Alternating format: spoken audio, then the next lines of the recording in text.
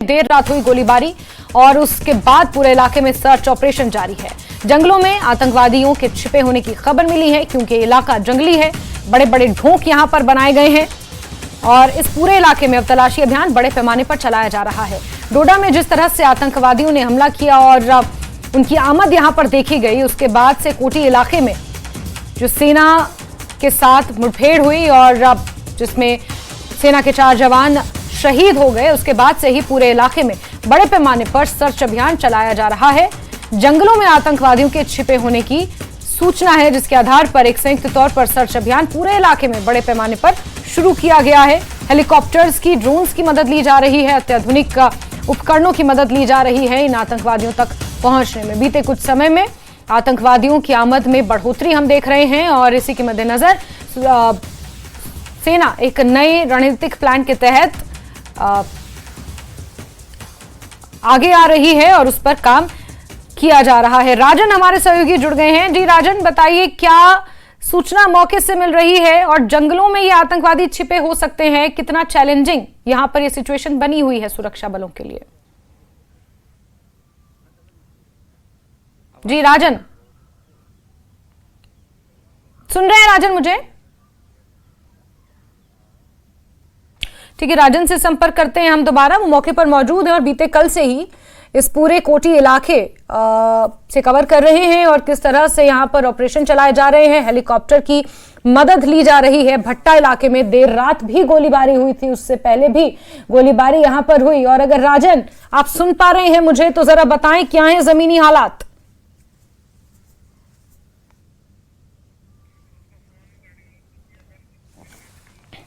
अच्छा, चलिए राजन से दोबारा संपर्क कर रहे हैं हम, लेकिन उस बीच आपको बता दें कि डोडा का ये कोटी इलाका जहां पर अभी सुरक्षा अभियान बड़े पैमाने पर, सर्च अभियान बड़े पैमाने पर चलाया जा रहा है, चप्पे चप्पे को खंगाला जा रहा है क्योंकि ये जंगली इलाका है। यहीं पर आतंकवादियों की आमद देखी गई थी और उसके बाद से ही पूरे इलाके में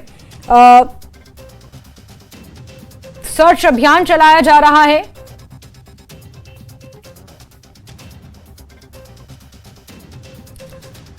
भट्टा इलाके में देर रात गोलीबारी हुई थी और आतंकवादी जंगल में छिपे हो सकते हैं, इस तरह की सूचना मिली है क्योंकि अगर इस पूरे इलाके की टोपोग्राफी को समझा जाए तो यहां पर बड़े बड़े जंगल हैं, ढोंक हैं, जिन्हें बकरवालों ने बनाया होता है और उन्हीं ढोंक का सहारा लेकर आतंकवादी यहां पर छिपे होते हैं, घात लगाकर, और फिर उसके बाद इस तरह की घटनाओं को अंजाम देते हैं, अपने नापाक मंसूबों को अंजाम देते हैं। लेकिन अब बड़ी बात यह है कि उनकी ये स्ट्रैटेजी रिवील हो चुकी है, इसे डिकोड किया जा चुका है और अब जगह जगह बड़े पैमाने पर सर्च अभियान चलाए जा रहे हैं। राजन जुड़ गए हैं हमारे साथ। जी राजन, बताएं जमीनी हालात क्या हैं अभी इस वक्त? जासमीन, देखिए मैं उस भाटा देसा के अंतिम गांव में मौजूद हूं जहां पे जो अंतिम दफा जो आतंकवादियों की जो जिनको नोटिस किया गया उनकी मौजूदगी को देखा गया और यही इसी गांव के वीडीजी जो मेंबर हैं उन्होंने फायर भी किया। हमारे साथ कुछ स्थानीय लोग हैं। ये अंतिम गांव है इस भाटा देसा जंगल रेंज का। कल रात को भी यहाँ पे फायरिंग हुई है। किस तरह का यह इलाका है, पहले बताएं। देखिए, ये इलाका जो है यहाँ पर पूरा देसा है और ये उसका सेंटर है गई प्लेस से। यहाँ से भाटा आता है 3-4 किलोमीटर की रेंज में, उसमें थाना आ गया, आगे मजमी आता है और ये पूरा सराउंडिंग जो है तो ये सेंटर आ गया उसका। और रात में जो फायरिंग हुई है यहाँ से करीब 3-3.5 किलोमीटर की दूरी में जंगली इलाका है वहाँ पर। तो एक्चुअली जो हमने आइडिया लगाया वहाँ पे वो भागने की फिराक में थे, वो अपना रास्ता क्लियर करने के चक्कर में उन्होंने 1-1, 2-2 फायर किया है। बाकी हमारी फोर्सेज जो यहाँ की हैं, सैनिक हैं, यहाँ के पुलिस वाले हैं, वीडीजी हैं, बेहतरीन रोल कर रहे हैं और वहाँ पे आज भी वो लगे हैं। उस साइड जो उड़बगी में हुआ 15 तारीख को, वहाँ पर भी अभी फोर्स काम कर रही है। लेकिन सबसे बड़ी समस्या जो आ रही है, दिक्कत आ रही है जंगल की। घने जंगल हैं, पहाड़ियाँ हैं और बड़ी बड़ी गारें हैं जहाँ पे उनको शेल्टर मिल जाती है। इसके साथ कुछ थोड़ा और भी शेल्टर देने वाले लोग होंगे मिलावस बीच में, जिनकी वजह से वो बच जाते हैं। दूसरी बात, हमने देखा है कि यहाँ पे सेना का एक कैंप भी है। हमारे सामने जो सामने है वो सेना का कैंप है और यहाँ पे आप वीडीजी मेंबर पहले से भी उनके साथ ही काम करते आए जब यहाँ पे आतंकवाद बहुत पीक पे था। देखिए सर, 90s के दौर में जब यहाँ पे आतंकवाद पीक पे था तो हमारी वीडीसी थी उस वक्त, तो बहुत अच्छा काम, बेहतरीन रोल किया उन्होंने। एसपीओ थे, अब उसको वीडीजी बना दिया गया। तो अब हमें जरूरत है कि उसमें कुछ एक्सपीरियंस लोग हैं पुराने वीडीजी में, कुछ नए हैं, लेकिन उनको ऑटोमेटिक वेपन की बहुत जरूरत है। उनको बिल्कुल हाँ बिल्कुल आपने सही कहा कि जब M4 कार्बाइन से वो इस्तेमाल कर रहे हैं आतंकवादी, तो इस तरह से 303 से उसका मुकाबला करना थोड़ा कठिन है। आप बताएं, आप बहुत पुराने इस इलाके में रहते हैं, किस तरह का इलाका है वो? ऊपर जो ये ढोक है, क्योंकि हम जिस जंगल इलाके में हैं, तो ये क्या खाली होती है इस वक्त? क्या खाली कहाँ, यहाँ धारें, वो धारों पर माल होता है जनाब। बहुत से लोग बाहर के आते हैं, माल होता है, धारे में डेरे होते हैं, दुनिया बहुत होती है ऊपर भी, गुज्जर बकरवाल होते हैं, कोई हिंदू भी होते हैं, सराज से आते हैं, रामबन एरिया से। तो ये इलाका कहाँ जाता है आगे? कश्मीर अनंतनाग से कनेक्ट करता है? इधर के लिए जाते बिराड़ी दाल, बिराड़ी से उधर आगे फिर कश्मीर श्रीनगर, बाटा से ऊपर ये आ गया, इधर से बाटा, बाटा से फिर आ गया धार, मतलब चन्ननी। ये है सेंटर प्लेस में आपको बताऊं, ये देसा का सेंटर आ गया। इस साइड में आप चले जाएं तो अनंतनाग आ गया, डिस्ट्रिक्ट अनंतनाग। आप सामने चले जाएं तो किश्तवाड़, ये आ गया डिस्ट्रिक्ट डोडा, और आ गया रामबन।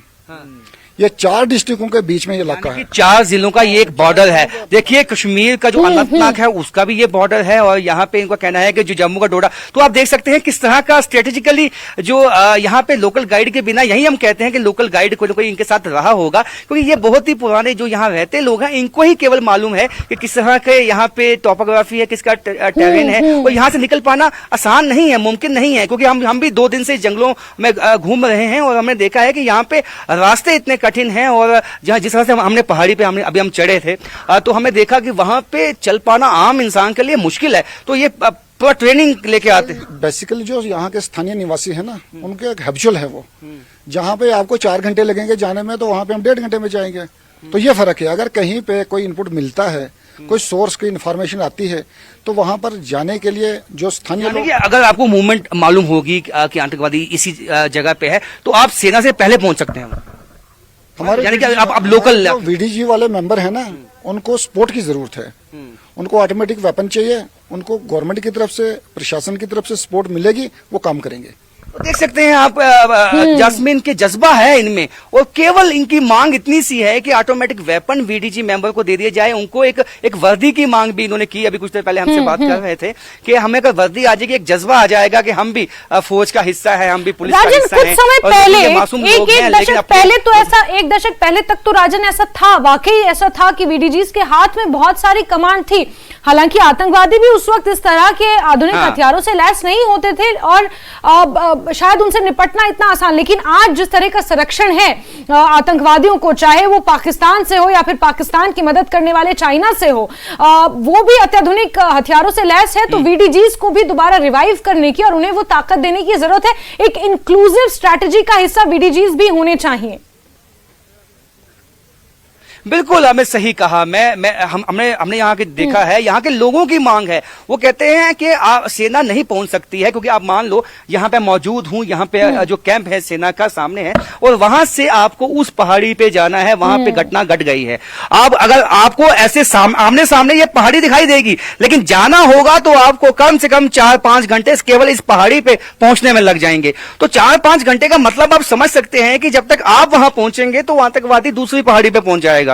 तो ये एक तरह से स्ट्रेटेजिकली अगर यहाँ पे रिएक्शन टाइम कम दिया जाए आतंकवादियों को, यानी कि इस गांव में हमला होता है मान लो, और ये वीडीसी के पास ऑटोमेटिक वेपन्स हैं, तो उसी वक्त तुरंत 10 मिनट में ही जो है उनको मुंह तोड़ जवाब जो है ये दे सकते हैं। उसी वक्त उनका सफाया हो जाएगा, उनका भागना मुश्किल हो जाएगा। तब तक जब तक ये उनको होल्ड करेंगे, तब तक सेना आ जाएगी। जब सेना आ जाएगी तो उनका भागना मुश्किल हो जाएगा। अब उनको जब ये जहां हम कल थे लाल दमन में, जहां ये अटैक हुआ उन पे, वहां पे जब रिएक्शन टाइम कम, वो भाग गए। 4 घंटे का 5 घंटे का ओवरनाइट उनको टाइम मिला, कॉर्डन आपने किया, लेकिन यहाँ पे ऐसे ऐसी दर्रे हैं, ऐसे ऐसे पहाड़ हैं, ऐसे ऐसे नाले हैं, आप उनसे निकलते हुए जा सकते हैं, तो आप नजरों से बच सकते हैं। ऐसे पहाड़ हैं यहाँ पे, तो ऐसा नहीं है कि खुले सपाट हैं पहाड़, आपने सामने देख लिया किसी को, अंदर अंदर ही ऐसे गुप्त रास्ते हैं, ऐसी केव्स हैं, तो आप बच के निकल सकते हैं। तो ऐसे में वीडीजी मेंबर को मालूम है कहाँ वो गुफा है, कहाँ वो केव है, कहाँ से वो जा सकता है, कहाँ से वो आ सकता है। वो अपने अगले गाँव में फोन करेगा, वहां बोलेगा कि आप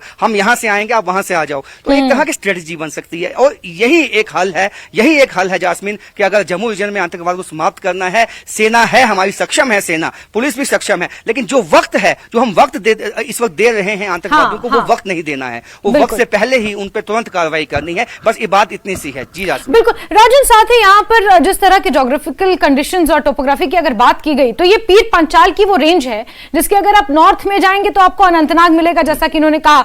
नीचे दक्षिण में आएंगे, दक्षिण की तरफ आएंगे तो ये डोडा, किश्तवाड़ और ये रियासी, ये पूरा इलाका है। फिर अगर वेस्ट की तरफ जाएंगे तो पंजाब, पठानकोट वाला इलाका लगता है। तो कहीं ना कहीं उस पूरे इलाके को एक बार दोबारा वहां पर वीडीजीज को रिवाइव करने की जरूरत है। वहां पर जरूरत है कि थोड़े और अत्याधुनिक हथियारों के साथ सेना को लैस कराया जाए। तो इस तरह की स्ट्रैटेजी पर आगे काम किया जा रहा है, ये भी खबरें निकल कर आ रही हैं सामने। बिल्कुल बिल्कुल बिल्कुल जास्मीन, हमने अभी कठुआ जो मशेड़ी में जब अटैक हुआ था, वहां हमारी बड़े सीनियर ऑफिशियल से बात हुई पुलिस के। उन्होंने कहा कि अब ये स्ट्रेटजी में का हिस्सा बन चुके हैं कि और ये 15 या 20 दिन में अब इनको कहा गया है, पुलिस की तरफ से भी एफर्ट्स है कि वीडीजी को इकट्ठा होने के लिए कहा गया है। जैसे हम इस गांव में हैं, इस गांव में भी वीडीजी, अब हम पहुंचे तो वीडीजी हालांकि ये बिल्कुल खत्म हो चुके थे, इनका कोई रोल नहीं बचा था। केवल जो है इनके पास जो इनके गन्स थी वो 303 वो वही तो उनके पास। लेकिन अब इनको भी संदेश मिला है, इनको भी 2 दिन से संदेश मिला है कि आप एक्टिव रहें इस इलाके में। अपनी गनों को इन्होंने साफ किया। यहां हमें कुछ वीडीजी बता रहे थे कि उन्होंने अपनी गन्स को जो है 2 दिन पहले ही साफ किया, यानी कि 10-10 साल हो गए अपनी गन्स को भी साफ नहीं किया था उन्होंने। तो अब उनको भी मालूम है कि आतंकवाद जो चुनौती पहले थी 2 दशक पहले, वो चुनौती वापस आ चुकी है और वैसे ही मुकाबला करना है। इस बार कड़ी चुनौती इसलिए है क्योंकि आधुनिक हथियार जो है वो M4 कार्बाइन अमेरिकन सोल्जर्स इस्तेमाल करते हैं, और ये 303 आप अंदाजा लगा सकते हैं कि एक फेरारी गाड़ी में है और एक रिक्शा पे है। तो ये ऐसा नहीं चाहते लोग चाहते हैं, हमारे में जज्बा है, जज्बा उनसे ज्यादा है, जज्बा आतंकवादियों से ज्यादा है। आतंकवादी छुप के हमला करते हैं, ये छुप के नहीं, ये बोलते हैं हम सीधे जाएंगे उस इलाके में जहां वो आतंकवादी बैठा है, उसको सीधे उधर हम उसको सफाया करेंगे उसका। लेकिन ये जज्बा जो है इसको हमने चैनलाइज करना है। अगर हमारे जो सीनियर ऑफिशियल्स हैं, जो सिक्योरिटी एजेंसीज हैं, अगर वो इनको चैनलाइज कर पाए, देखो इनको भी कुछ अगर पैसा चाहिए, क्योंकि अगर कोई जान पे खेलेगा